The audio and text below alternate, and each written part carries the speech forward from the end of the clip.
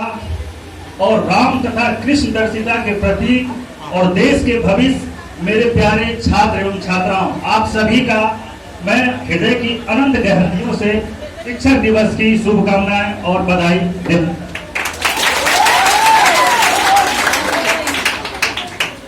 आज शिक्षक दिवस है। मैं अपने उन तमाम गुरुजनों का फिर से हार्दिक शुभकामनाएं और बधाई अपने गुरु को देना चाहूंगा, जिन्होंने मुझे इस काबिल बनाया कि आज मैं कुछ लड़कों और कुछ लड़कियों के भविष्य को संवार रहा हूं। मैं अपने गुरुजनों को नमन करता हूं जो इस दुनिया में नहीं है, जिन्होंने हमको इस लायक बनाया कि मैं आप की सेवा में तत्पर हूं। सबसे पहले एक शिक्षक का कर्तव्य क्या होता है? तो शिक्षक का कर्तव्य होता है, इसकी प्रेरणा हमें ये जो डॉक्टर सर्वपल्ली राधाकृष्णन जी है, इन्हीं से हम लोगों को मिलती है। इन्हीं के जन्म दिवस अर्थात 5 सितंबर को हम लोग प्रतिवर्ष शिक्षक दिवस के रूप में मनाते हैं। और वैसे अगर विश्व लेवल पर देखा जाए तो 5 अक्टूबर को शिक्षक दिवस मनाया जाता है। तो ये हमारे जो शिक्षक के आधार हैं सर्वपल्ली राधाकृष्णन, इसी के जन्म दिवस पर हम लोग शिक्षक दिवस मनाते हैं। सबसे पहले कि आखिर शिक्षक होता कौन है, और जो एक शिक्षक होते हैं उन शिक्षक का सबसे प्राइम कर्तव्य क्या होता है, यानी मुख्य कर्तव्य क्या होता है। तो मेरे हिसाब से किसी भी एक शिक्षक का जो प्राइम कर्तव्य होता है वह अपने स्टूडेंट को सच्ची निष्ठा और उच्च नैतिकता के मानदंडों पर खड़ा उतरते हुए अपने लड़के और अपनी लड़कियों को के भविष्य के निर्माण में सहायक बने। साथ ही साथ मुझे देखने को मिलता है कि स्टूडेंट में एक सबसे बड़ी जो कमी होती है कि जब उसके पास समय रहती है तो समझदारी नहीं रहती, और जब समझदारी होती है तो समय नहीं रह पाते हैं। अब ये टीचर का कर्तव्य है कि एक स्टूडेंट को सही समय पर सही समझदारी डेवलप करा दे, ताकि वो अपने भविष्य के निर्माण में सहयोगी बन जाए। और एक स्टूडेंट का भी ये कर्तव्य होना चाहिए कि शिक्षक के बताए हुए रास्तों पर ही चले। सबसे पहले आप लोग एक कोटेशन सुने होंगे कि कोशिश करने वालों की हार नहीं होती। मुझे तो लगता है कि ये लाइन ही गलत है। कोशिश करना कहीं ना कहीं डाउट को कंटेक्ट करता है। कोशिश शब्द ही नहीं होनी चाहिए कि कोशिश करने वालों की कोई हार नहीं होती। ये मेरे हिसाब से ये लाइन ही गलत है। जैसे अगर हम लोग इस सभा को समाप्त करें तो कितने ऐसे लोग होंगे जो ये कहेंगे कि चलो घर जाने की कोशिश करते हैं, या इसमें से कितने ऐसे लोग होंगे जो घर जाके ये कहेंगे अपनी बीवी से कि चलो मिल करके साथ में आज खाना खाने की कोशिश करते हैं, या इनमें से इतने कैसे कितने लोग होंगे जो ये कहेंगे कि चलो आज प्यार करने की कोशिश करते हैं। ये कोशिश वर्ड आप वहां यूज क्यों नहीं करते? Because you have 100% confident, 100% confident है कि हम यहां से निकलेंगे तो घर जाएंगे ही जाएंगे। हम यहाँ खाना खाने बैठेंगे तो कोशिश नहीं करनी है, खाना खाएंगे ही खाएंगे। तो ये पढ़ाई के वक्त या तैयारी करने के वक्त ये आपके मन में कोशिश शब्द कहां से आ जाती है? मेरे हिसाब से आपके प्लान में प्लान बी होना ही नहीं चाहिए। दूसरी बात, आप लोग सर्कस देखे होंगे। सर्कस में एक लड़की 20 मीटर दूर पर खड़ी रहती है और माथे पर सेब लेकर के, और एक कलाबाज लड़का सर्कस में जो 20 मीटर दूर खड़ा है और वो चाकू लेकर के उस सेब एक करके काटता है और उसके पट्टी बांधी रहती है। अब ये जरा बताइए कि वो लड़का जब चाकू फेंकेगा तो कितना % सत्य है कि वो सेब ही कटेगा? उसको कितना % अपने उस कला पर कॉन्फिडेंट होगा? अगर वो लड़की जाके कहे कि ऐसा है, कोशिश करते हैं कि सेब ही कटे, तुम्हारा गला ना कट जाए, तो वो लड़की खड़ी रहेगी क्या? क्यों? बिकॉज यू हैव 100% कॉन्फिडेंट है कि हम जो फेंकेंगे, चाकू चलाएंगे तो उसका सेब ही कटेगा, गर्दन नहीं कटेगा। तो मैं एक स्टूडेंट को, सारे स्टूडेंट को मैं क्लास में भी मोटिवेट करता रहता हूँ कि आप कोशिश मत करिए, 100% आपके पास प्लान भी नहीं है, सफल ही होना।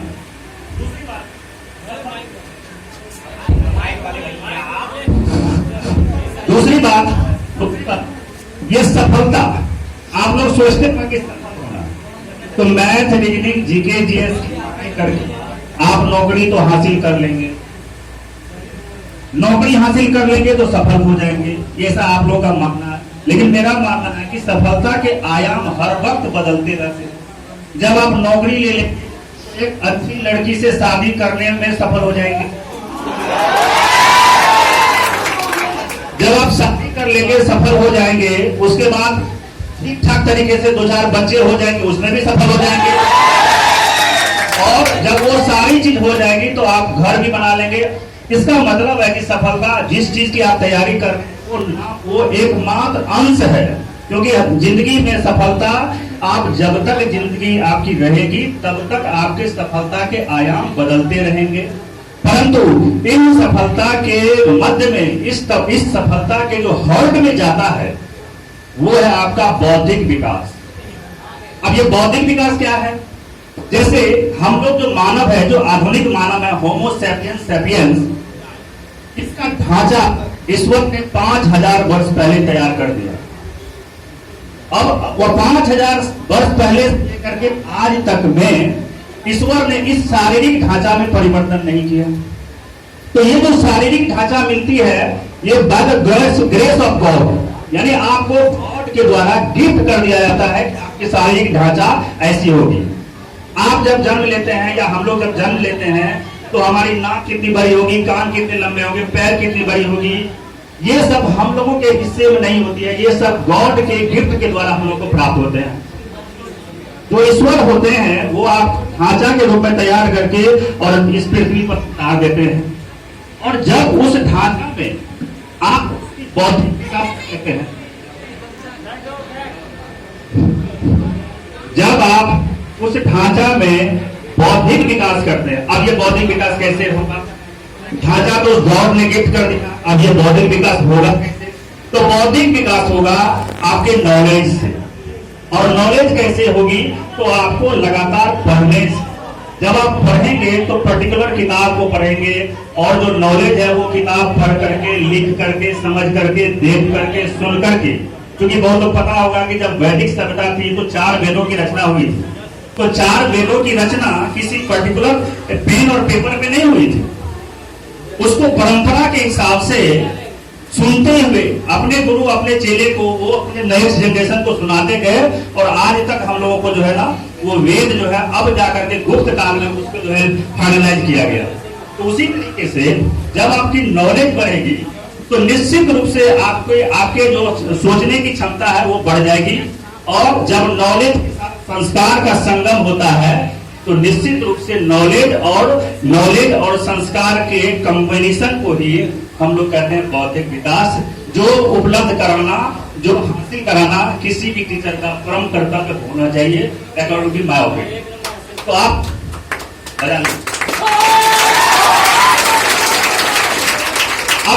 अब बात आती है कि ये जो स्टूडेंट हैं इनका सबका कर्तव्य है अच्छे तरीके से तैयारी करें। तो कैसे तैयारी? मैक्सिमम स्टूडेंट की ये समस्या होती है, वो अगला चीज तो पढ़ते हैं लेकिन जो पीछे वाली चीज है, आप कहीं किसी भी कोचिंग में, चाहे बम्बई, दिल्ली, कलकत्ता, जहां भी पढ़ना चाहते हैं, तो आप किसी भी इंस्टीट्यूट में जाएंगे तो किसी भी इंस्टीट्यूट में आगे की पढ़ाई करवाई जाती है कि पीछे वाली चैप्टर की, आगे की। और आपको सफलता होने के लिए, आपको सफल होने के लिए 3 चीज चाहिए ही चाहिए। पहला तो पढ़ना पड़ेगा। अब पढ़ेंगे तो सबसे पहले आप लक्ष्य निर्धारित कीजिए कि हमको पढ़ना क्या है। जब पढ़ेंगे तो उसमें आप लक्ष्य के हिसाब से मैथ, जीएस या अंग्रेजी या और भी कोई सब्जेक्ट तो उसकी आप चयन करते हैं और पढ़ते हैं। तो आगे की चीज आप पढ़ते जाते हैं, चाहे कोचिंग में हो या घर पे हो। लेकिन आपको दूसरी बात जो महत्वपूर्ण याद रखनी है कि आपके आगे नए नए चीज को पढ़ते रहने से ही आपका काम नहीं चलेगा, ये पक्का मान के चलिए, क्योंकि हम लोग सफल हैं तो इसलिए आपको हम ओपिनियन दे रहे हैं। आप अपना रूटीन इस प्रकार से बनाइए कि उसमें 3 चीजों का समावेश हो। पहला ये कि आपको हर दिन नया कुछ पढ़ना है, कोचिंग में पढ़ना है, घर में पढ़ना है, यूट्यूब पे पढ़ना है। दूसरा ये कि आपने पीछे जितना चीज पढ़ चुका है उसकी रिवीजन मस्ट है। वो रिवीजन अगर आप नहीं करेंगे तो आप आगे कितना भी पढ़ाई करते रहेंगे आप सफल नहीं हो पाएंगे, ये नोट करें। और तीसरी बात, जो भी आप रूटीन फॉलो करेंगे उस रूटीन की जो कंटिन्यूटी है वो हमेशा बरकरार होनी चाहिए। तो इस तीनों ही कंपोनेंट को आप अगर पालन करते हैं तो मैं दावे के साथ कह सकता हूं ऐसा एक भी स्टूडेंट नहीं होगा जो ये कहते कि सफल हम नहीं हो पाए। दूसरी बात, सफलता और असफलता दोनों ही आपके हाथों में है। अगर आप सोच लेंगे कि हमको सफल होना है तो दुनिया में किसी की क्षमता नहीं है कि उसको आपको असफल बना दे। और अगर आप चाह लेंगे कि हमको असफल होना है तो दुनिया में किसी की ताकत नहीं है कि आपको सफल बना दे। जैसे कि एग्जाम्पल देते हैं, घटना सबके साथ समान होती है। जैसे एक एग्जाम्पल देते हैं, आपको समझ आइएगा।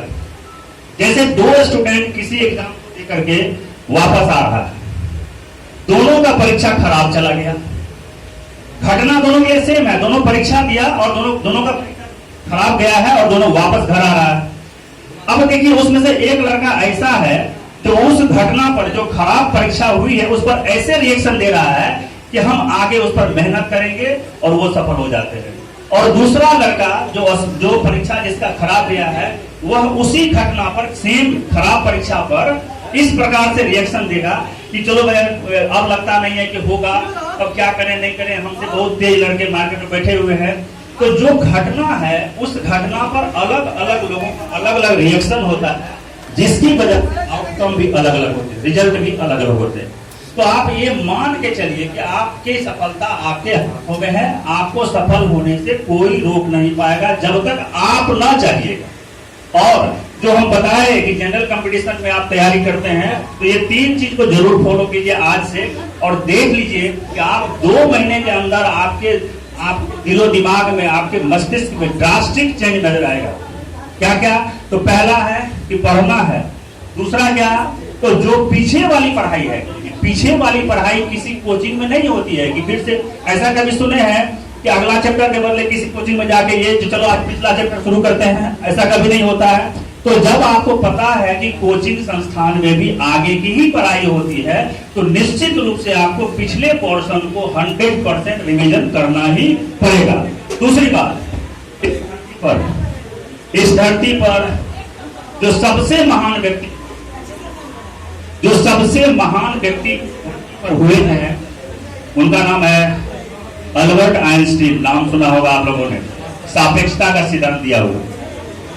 उसने अपने दिमाग का 0.61% यानी जो आइंस्टीन साहब हैं दुनिया के सबसे ब्रेनिस्ट माने जाते हैं, उन्होंने अपने दिमाग का केवल 0.61% ही यूज कर पाया है। इसका मतलब तय है कि जो आप आगे पढ़ेंगे वो भूलेंगे ही भूलेंगे, इसमें कहीं से नहीं है। लेकिन जब आपको सफल होना है तो निश्चित रूप से पीछे पढ़े हुए बातों को बार बार रिवीजन करना पड़ेगा। तो ये 3 चीज मेरे हिसाब से अगर आप अपने लाइफ में मूर्त रूप दे देते हैं, आप अगर उसको यकीन में बदल देते हैं तो यकीन मानिए कि आपका जो लाइफ है उसमें ड्रास्टिक चेंज होगी। और दूसरी बात, जैसे हम लोग जब तैयारी करने के दौर में थे, हम और धीरज बाबू कहाँ गए, बैठे हुए हमारे मित्र हैं, पूर्णिया में चीफ टिकट इंस्पेक्टर हैं। हम लोग जब तैयारी करने के दौर में थे तो हम लोग मैथ, रीजनिंग, जीके, जीएस की मजबूती से तैयारी किए और अंग्रेजी उतना अच्छा नहीं था तो हम लोग रट फट करके कैसे काम चला लिए, लेकिन मैथ, रीजनिंग, जीके, जीएस में महारत हासिल कर लिए। सारे विषय मजबूत हो गए तो यकीन मानिए हमारे दोस्त बैठे हुए हैं, मेरा भी कई जगह सिलेक्शन हुआ, इनका भी कई जगह सिलेक्शन हुआ। और हमारे ग्रुप में सबसे कमजोर माने वाले अक्षय तिवारी जी, उनका भी कई जगह सिलेक्शन हुआ। तो यकीन मानिए कि आप मैथ, रीजनिंग, जीके, जीएस की मजबूती से तैयारी करेंगे कंसेप्ट वाइज, क्योंकि अब जो दौर है कंपटीशन का वन लाइन इंफॉर्मेशन का नहीं है। मैं क्लास में भी कई बार बोलता हूँ, आपको उसके डीप में जाके, उसके हर्ट में जाके पढ़ना ही पड़ेगा। क्योंकि जनरल कंपटीशन में चाहे मैथ हो, रीजनिंग हो, जीके, जीएस हो, जब आप इसकी तैयारी करते हैं तो जो जीके के स्टूडेंट को पता होगा कि जो 60% क्वेश्चन है वो कंसेप्चुअल होते हैं। सॉरी, 60% क्वेश्चन जो होते हैं वन लाइन इंफॉर्मेशन होते हैं, जिसको आप वन लाइन तैयारी करके, लुसेंट रट करके, जीडी कर करके कर सकते हैं। परंतु जो 20% या 40% क्वेश्चन बच जाते हैं कंसेप्ट वाले, उस कंसेप्चुअल क्वेश्चन को बनाने के लिए निश्चित रूप से आपकी स्टडी की जो डेप्थनेस है वो काफी मजबूत होनी ही चाहिए। और मैं जैसा कि हर दिन यहाँ पर मोटिवेट भी करता हूँ मैथ, रीजनिंग और जीके जीएस में, कि एक बार अगर आप यहाँ सिलेबस खत्म करेंगे तो मैं तो 100% क्या 110% चैलेंज देते रहता हूँ कि जिस चैप्टर को मैं पढ़ा दिया हूँ उस चैप्टर में, क्या क्लास में भी बोलते हैं कि आपको ओपन चैलेंज है, उस चैप्टर से क्वेश्चन पूछिए, तो कोई लड़का हाथ ही नहीं उठा पाता। क्यों? ऐसा इसलिए पॉसिबल है क्योंकि उस चैप्टर में जितनी पॉसिबिलिटी हो सकती है वो सारे पॉसिबिलिटी का मैंने जैसे 20 कदम बढ़ के अगर क्वेश्चन बन रहा है तो हम अगर 20% कदम जाने से मेरे क्वेश्चन सॉल्व हो पाते हैं तो मैं क्लास में अपने स्टूडेंट को 30 कदम चलाता हूं ताकि किसी भी परिस्थिति में उसके एग्जाम में क्वेश्चन मिस ना हो। तो आप सभी स्टूडेंट का जो भी लक्ष्य हो, मैं ईश्वर से प्रार्थना करता हूं कि आपके लक्ष्य, आपके चुने हुए लक्ष्य से बढ़ के ईश्वर आपको प्राप्त कराए। और तमाम गेस्ट और तमाम स्टूडेंट हैं जो भी स्पीच देना चाहते हैं, तो मैं फिर से एक बार सभी सम्मानित शिक्षकों को, अभिभावकों को और तमाम मेरे प्यारे छात्र एवं छात्राओं को दिल से शिक्षक दिवस की हार्दिक बधाई देते हुए मैं अपनी वाणी को विराम देता हूँ।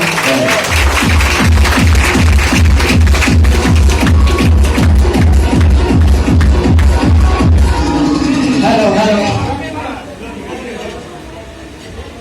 अब हमारे सामने आ रहे हैं अपने क्रियादर्शी, जोरदार तालियों से स्वागत कीजिए।